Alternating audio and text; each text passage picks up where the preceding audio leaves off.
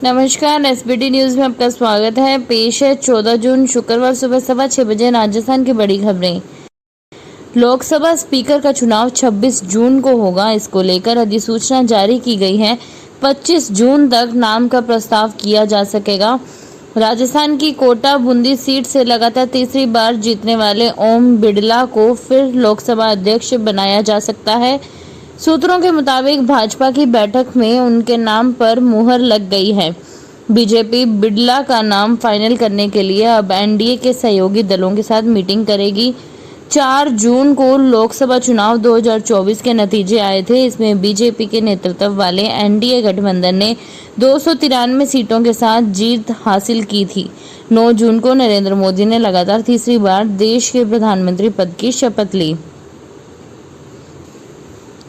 मोदी सरकार 3.0 में अजीत डोभाल तीसरी बार एनएसए बने रहेंगे। इसके साथ ही प्रधानमंत्री के प्रधान सचिव पीके मिश्रा भी पद पर बने रहेंगे।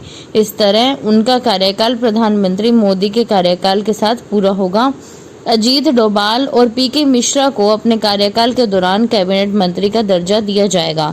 अमित खरे और तरुण कपूर भी अगले आदेश तक पीएम मोदी के सलाहकार के रूप में बने रहेंगे। राजस्थान के शिक्षा एवं पंचायती राज विभाग मंत्री मदन दिलावर ने धौलपुर जिला परिषद सभागार में अधिकारियों की बैठक ली। जिले में पेयजल आपूर्ति, चिकित्सा सुविधा, शिक्षा तथा पंचायती राज से जुड़े कार्यों की समीक्षा की। इस दौरान उन्होंने कहा कि राज्य सरकार की मंशा के अनुरूप संवेदनशीलता के साथ कार्य करते हुए अंतिम छोर पर बैठे व्यक्ति तक लाभ की पहुंच सुनिश्चित करें। कार्य करने की क्षमता और गति बढ़ाएं, निर्धारित समय में कार्य को पूरा करें, कार्य की गुणवत्ता का विशेष ध्यान रखें। उन्होंने शिक्षा विभाग की समीक्षा करते हुए कहा कि सरकारी विद्यालयों में होनहार बच्चों ने परीक्षाओं में अच्छे अंक प्राप्त किए हैं, उनका अपने स्तर से प्रचार प्रसार करवाएं ताकि विद्यालयों के नामांकन में सुधार हो। राजस्थान के घरों में तोता और कछुआ नहीं पाला जा सकेगा। अब तोते और कछुआ पालने पर जेल की सजा हो सकती है। बैंसरोडगढ़ वन्य जीव अभयारण्य के उपवन संरक्षक अनुराग भटनागर ने बताया कि अगर किसी के घर में ऐसा कोई जानवर है जो वन्य जीव की श्रेणी में आता है तो उसे समय से पहले वन विभाग में जमा करवा दिया जाए, वरना जेल की सजा भी हो सकती है। वन विभाग को सूचना मिलने पर घरों पर छापा मार कर वन्य जीवों को अधिग्रहण किया जा सकता है और घरों में वन्य जीव पाए जाने पर कानूनी कार्यवाही अमल में लाई जा सकती है। रावत भाटा के क्षेत्रीय वन अधिकारी दिनेश नाथ ने बताया कि किसी के घर में अभी तोता या कछुआ है तो इसकी जानकारी दें या इसे वन विभाग के कार्यालय पर जमा कर दें, जिससे कानूनी कार्यवाही से बचा जा सके। राजस्थान में भजनलाल सरकार का 16वीं विधानसभा का दूसरा सत्र 3 जुलाई को शुरू हो रहा है। राज्यपाल कलराज मिश्र ने इसकी मंजूरी दी है। सत्र में 10 जुलाई को वित्त वर्ष 2024-25 का बजट पेश किया जाएगा। बजट सत्र करीब 1 माह चल सकता है। इस बजट में सभी 200 विधायक मौजूद नहीं रहेंगे। 5 विधायकों के सांसद बन जाने से इस सत्र में 195 विधायक ही मौजूद रहेंगे। विधानसभा सचिवालय को पेपरलेस करने के लिए नेशनल ई विधान एप्लीकेशन प्रोजेक्ट की प्रक्रिया शुरू हो गई है। इसे लेकर मंगलवार को विस अध्यक्ष वासुदेव देवनानी की अध्यक्षता में बैठक हुई। प्रधानमंत्री नरेंद्र मोदी ने गुरुवार को जम्मू कश्मीर में हुई आतंकी घटनाओं को लेकर मीटिंग की। इसमें एनएसए अजीत डोभाल समेत सुरक्षा एजेंसियों के कई अधिकारी भी शामिल हुए। बैठक में पीएम मोदी को आतंकियों के खिलाफ की जाने वाली कार्रवाई की जानकारी दी गई। पीएम ने जम्मू कश्मीर के उपराज्यपाल मनोज सिन्हा से भी बातचीत की। उन्होंने वहां के हालात के बारे में जानकारी दी। इसके अलावा प्रधानमंत्री ने सुरक्षा बलों की तैनाती को लेकर गृह मंत्री अमित शाह से भी बातचीत की। अयोध्या में राम मंदिर के लिए पाली से राम रथ अयोध्या यात्रा बुधवार को रवाना हुई। यात्रा के जरिए 1100 किलो का 5 धातु से बने धनुष बाण और 1600 किलो की गदा अयोध्या पहुंचाई जा रही है। यात्रा शिवगंज सिरोही से शुरू हुई। गुरुवार को यात्रा पाली से होकर गुजरी तो रामधनुष की फोटो सेल्फी लेने के लिए होड़ मच गई। लोग हाईवे पर पहुंचे और जय श्री राम के नारे लगाए। यात्रा में शामिल साधु संतों ने कहा कि रास्ते में पड़ने वाले गांवों के लिए धनुष गदा का दर्शन करें और फूल बरसाएं। जैसलमेर दौरे पर आए राजस्थान सरकार के विधि और न्याय मंत्री जोगाराम पटेल ने गुरुवार को जिले के सबसे बड़े सरकारी जवाहिर हॉस्पिटल का अचानक निरीक्षण किया। निरीक्षण में कई अनियमितताएं पाए जाने पर मंत्री अधिकारियों पर नाराज हुए। उन्होंने जिम्मेदारों को नोटिस देकर कार्रवाई करने की बात कही। इस दौरान उनके साथ जैसलमेर विधायक छोटू सिंह भाटी, नगर परिषद सभापति हरिवल्लभ कल्ला और संभागीय आयुक्त BL मेहरा मौजूद रहे। राजस्थान में खाद्य सुरक्षा योजना के तहत राशन वितरण के लिए अब लाभार्थियों के आधार कार्ड का प्रमाणीकरण करवाना आवश्यक होगा। इसके लिए 30 जून तक प्रमाणित नहीं करवाने पर जुलाई में खाद्य योजना का लाभ नहीं मिलेगा। डाकघर ने इसके लिए अलग अलग जगह सुविधा शुरू की है। अधीक्षक डाकघर मोहनलाल बिजारनिया ने बताया कि आधार KYC के लिए 30 जून लास्ट डेट है।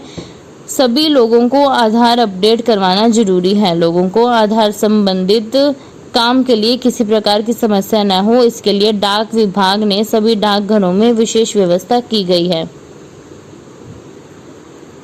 राजस्थान सरकार मरीजों को फ्री जांच, दवाइयां और इलाज की सुविधा भले ही दे रही हो, लेकिन इसके बावजूद भी सरकारी हॉस्पिटल में इलाज करवाने आने वाले मरीजों को निजी जांच केंद्र पर जाना पड़ रहा है। स्थिति ये हो गई है कि हॉस्पिटल परिसर में ही प्राइवेट लैब खुल गई, वहां RGHS की रेट्स पर जांच की जा रही है। इस मामले पर अब हॉस्पिटल प्रशासन कुछ भी बोलने से बच रहा है। मीडिया रिपोर्ट्स के अनुसार जयपुर के जयपुरिया हॉस्पिटल में ऐसा ही देखने को मिल रहा है। यहां पहले दवाइयों के काउंटर खोले गए और अब जांच सेंटर भी खुल गया। यहां सोनोग्राफी जांच के लिए नया काउंटर शुरू हुआ है। इसमें RGHS से निर्धारित दरों पर जांच की जा रही है। पाक विस्थापितों के हकूक एवं मांगों को लेकर राजस्थान के मुख्यमंत्री भजनलाल शर्मा काफी संवेदनशील है। जयपुर जिला प्रशासन ने एक बड़ा कदम उठाया। जयपुर जिला प्रशासन ने पाक विस्थापितों को नियम एवं पात्रता अनुसार भारतीय नागरिकता प्रदान कर रहा है। बरसों से भारतीय नागरिकता के लिए प्रयास कर रहे 6 पाक विस्थापितों के लिए गुरुवार का दिन खुशियां लेकर आया। 13 जून को 6 पाक विस्थापितों को भारतीय नागरिकता मिली।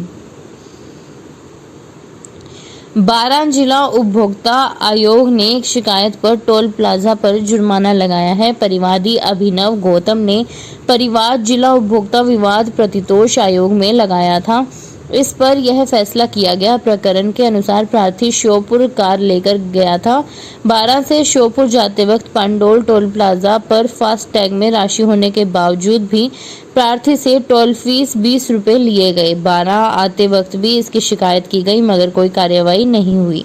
इसके बाद प्रार्थी ने परिवाद जिला आयोग 12 में लगाया। उक्त परिवाद पर निर्णय देते हुए जिला उपभोक्ता आयोग अध्यक्ष ईश्वरी लाल वर्मा, सदस्य ललित वैष्णव, प्रियंका नंदवाना ने आदेश दिया कि प्रार्थी से अधिक वसूल किए गए टोल फीस के 20 रुपए के बदले मानसिक संताप के 5000 रुपए, परिवाद खर्च 3000 रुपए 45 दिन में अदा करें। उदयपुर के महाराणा प्रताप खेल गांव में 1 जुलाई से 10 जुलाई तक अग्निवीर सेना भर्ती रैली होगी। रैली की तैयारियों को लेकर कलेक्टर के निर्देशानुसार ADM सिटी राजीव द्विवेदी की अध्यक्षता में खेल गांव में बैठक हुई, जिसमें टेंट, लाइटिंग, बैरिकेटिंग सहित अन्य सामान्य व्यवस्थाओं पर चर्चा की गई। साथ ही संबंधित अधिकारी कर्मचारियों को आवश्यक दिशा निर्देश दिए। ADM द्विवेदी ने कहा कि यूथ हॉस्टल और नेहरू हॉस्टल में अभ्यर्थियों की व्यवस्था हो।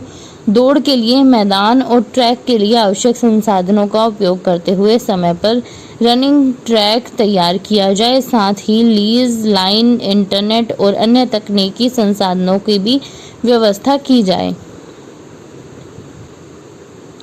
बाड़मेर डिस्कॉम की टीम जिले भर में सतर्कता अभियान चला रही है। बिजली चोरी करने वाले कंज्यूमर और गैर कंज्यूमर के खिलाफ कार्रवाई करते हुए 71 स्थानों पर चोरी पकड़ी है। इसमें लाइट चोरी व दुरुपयोग के मामले शामिल हैं। जांच की कार्रवाई कर 8.67 लाख रुपए का जुर्माना लगाया। अधीक्षण अभियंता बाड़मेर अशोक कुमार मीना के मुताबिक निगम के आदेशों के अनुसार लगातार 2 दिन तक सतर्कता जांच अभियान चलाया गया। 12 जून को स्पेशल जांच अभियान में 30 स्थानों पर बिजली चोरी पकड़कर 3.79 लाख रुपए का जुर्माना लगाया गया।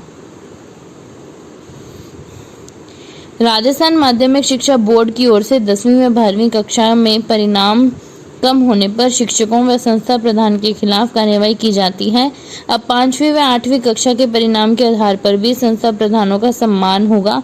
कक्षा 8वीं व 5वीं में परीक्षा परिणाम में 90% या अधिक विद्यार्थियों का ग्रेड ए प्राप्त करने वाले संस्था प्रधानों को शिक्षा विभाग की ओर से प्रमाण पत्र दिए जाएंगे।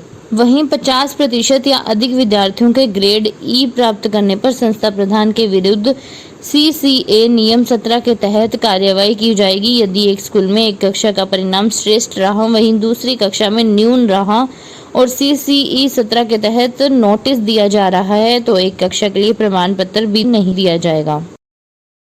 फिलहाल खास खबरों में इतना ही। ताजा खबरों की जानकारी के लिए देखते रहिए SPT न्यूज। धन्यवाद।